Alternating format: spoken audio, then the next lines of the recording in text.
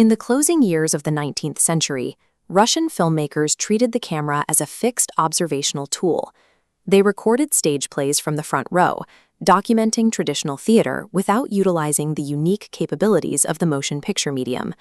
That static world shattered in 1917. The Bolshevik Revolution tore through the country, collapsing the old Russian Empire and entirely restructuring the nation's political and social institutions. The new communist leadership faced an immediate logistical crisis. They needed to unify millions of citizens spread across the largest country on Earth, a vast majority of whom could not read. Vladimir Lenin recognized that traditional print campaigns would fail. He needed a medium that bypassed literacy entirely.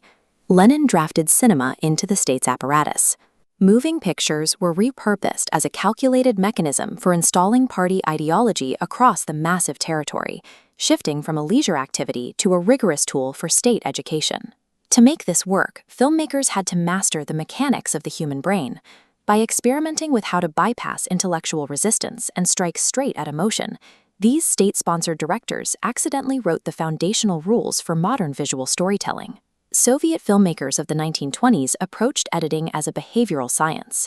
Their montage theory proposed that a film generates its power through the violent collision of two separate images, creating a new synthetic meaning in the mind of the viewer. This diagram illustrates the Kuleshov effect.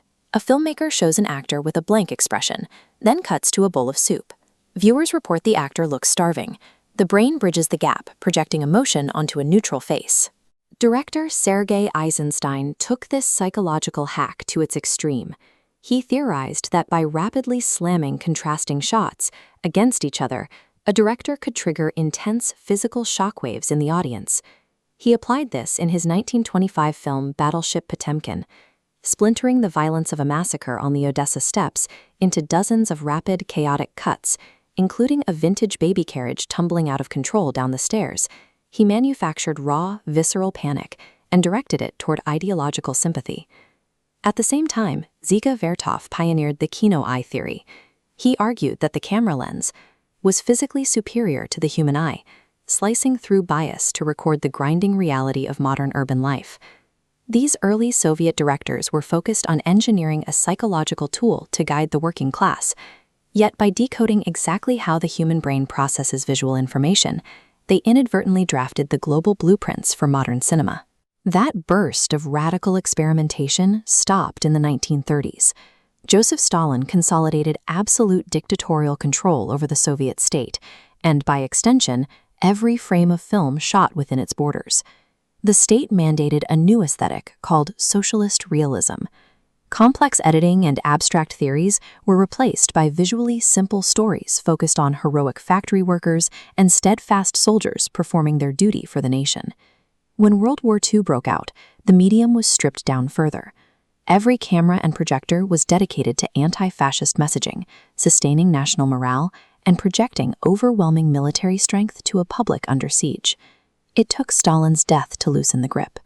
In the 1950s, the Khrushchev thaw brought a relaxation of state censorship, allowing filmmakers to look past the collective and toward the individual. Into this opening stepped Andrei Tarkovsky. He rejected everything the state had built. Where the early Soviet pioneers weaponized the fast, aggressive cut to control the viewer's reaction, Tarkovsky completely abandoned it. Tarkovsky's rebellion was built on stillness. He favored long, unhurried takes that forced the viewer to sit with the image, reflecting on the textures of water, ruined walls, and slow movement, rather than being swept along by a predetermined political rhythm. By refusing to use editing to dictate a specific emotion or message, Tarkovsky returned control to the individual.